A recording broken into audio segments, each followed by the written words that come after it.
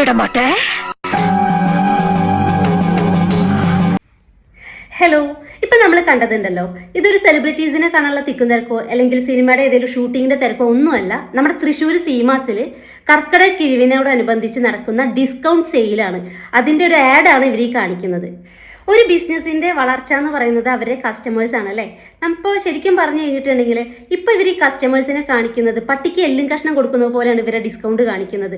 ഓരോരുത്തർക്ക് ഇങ്ങനെ 3000 രൂപയുടെ 200 രൂപയ്ക്ക് 150 രൂപയ്ക്ക് എന്നും പറഞ്ഞിട്ട് അവരിങ്ങനെ ഓരോ തുണികളും ഇവരുടെ കസ്റ്റമേഴ്സിന്റെ മേളിലേക്ക് എറിഞ്ഞു കൊടുക്കുകയാണ് അവർ ചെയ്യുന്നത്. ഇത് ശരിക്കും കണ്ടപ്പോൾ എനിക്ക് തോന്നുന്നത് റോട്ടിൽ നിൽക്കുന്ന പട്ടികളുണ്ടല്ലോ, ഭക്ഷണം കഴിക്കാണ്ട് നിൽക്കുന്ന ഈ പട്ടികളൊക്കെ ഉണ്ടാവില്ല, അവർക്ക് നമ്മൾ കുറച്ച് കരുണ തോന്നി എവിടെയെങ്കിലുമൊക്കെ എല്ലും കഷ്ണം എന്തെങ്കിലും തിന്നാനൊക്കെ വാങ്ങിയിട്ട് നമുക്ക് അവർക്ക് ഇങ്ങനെ പട്ടിക്ക് എറിഞ്ഞു കൊടുക്കുന്ന ഫീലാണ് എനിക്ക് കണ്ടിട്ട് തോന്നിയത്. കാരണം നമ്മളെല്ലാവരും സാധാരണക്കാരാണ്. നമ്മൾ എവിടെയെങ്കിലും ഡിസ്കൗണ്ട് കണ്ടാൽ നമുക്ക് വാങ്ങാൻ തോന്നും, വാങ്ങിക്കാൻ പോകും. സാധാരണക്കാർ അങ്ങനെ ചെയ്യാറുണ്ട്. ഇപ്പം ഞാനും ഇത് കണ്ടപ്പോൾ സീമാസിൽ ഭയങ്കര ഡിസ്കൗണ്ട് സെയിൽ ഉണ്ട് എന്ന് പറഞ്ഞപ്പോൾ എനിക്കും വാങ്ങണമെന്നൊക്കെ തോന്നി. പക്ഷെ ഇവരുടെ ഈ ആഡ് കണ്ടപ്പോൾ ഉണ്ടല്ലോ, ആ പരിസരത്തേക്ക് എനിക്ക് പോകാൻ തോന്നിയില്ല. ശരിക്കും പറഞ്ഞാൽ ഇവരുടെ ഈ ആഡ് കൊണ്ട് ഇവർക്ക് ബിസിനസ് എല്ലാം ഉണ്ടാകും. പിന്നെ ഒരു കാര്യം എന്താണെന്ന് വെച്ച് കഴിഞ്ഞാൽ നമ്മളുടെ വാല്യൂ നമ്മളാണ് തീരുമാനിക്കേണ്ടത്. നിങ്ങൾ പൈസ കൊടുത്ത് വാങ്ങുന്ന ഒരു മുതലാണ്, നിങ്ങൾ അവരുടെ കസ്റ്റമറാണ്.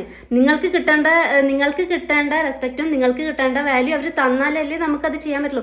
ഇത് നിങ്ങൾക്ക് ഈ പട്ടിക്ക് എറിഞ്ഞു കൊടുക്കണ പോലെ ഒരു സാധനം തരുമ്പോൾ നിങ്ങൾ പൈസ കൊടുത്ത് വാങ്ങുന്ന മുതലല്ലേ. നിങ്ങൾക്ക് അതിൻ്റെ ഒരു കണ്ടിട്ട് ഒരു സെൽഫ് റെസ്പെക്റ്റ് പറയുന്ന സാധനം നമുക്ക് വേണം. അല്ലെങ്കിൽ എന്താ പറയുക, ഇങ്ങനെ പോയി നിന്ന് വാങ്ങിക്കേണ്ട ഒരു ആവശ്യമുണ്ടോ?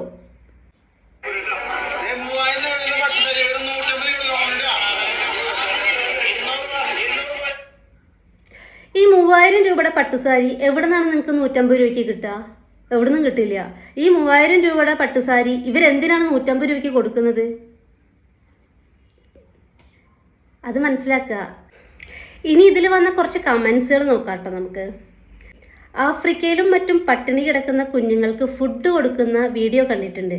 അവർ എത്രയോ അച്ചടക്കത്തോടെയാണ് അത് വാങ്ങുന്നത്. ഇത് അതിനേക്കാൾ കഷ്ടം. സത്യമല്ലേ? സത്യമാണ്. അതിനേക്കാളും കഷ്ടം. ഇതെന്താ പഞ്ചായത്തിലെ പട്ടികൾക്ക് എല്ലും കഷ്ണം കിട്ടിയ പോലെ. വീട്ടിൽ ചെന്ന് നോക്കുമ്പോൾ മുഴുവൻ ഡാമേജ്. അതെന്തായാലും ഉണ്ടാവുമല്ലോ, കാരണം പഴയ സ്റ്റോക്ക് 3000 രൂപയുടെ സാധനം 150 രൂപയ്ക്ക് എന്ന് പറയുമ്പോൾ ഒരുത്തി പിടിച്ചു വെച്ചേക്കുന്നത് കണ്ടില്ലേ? നാണമില്ലേന്ന്. ശരിയാണ്, കെട്ടിപ്പിടിച്ച് നിൽക്കുക ഫസ്റ്റ്.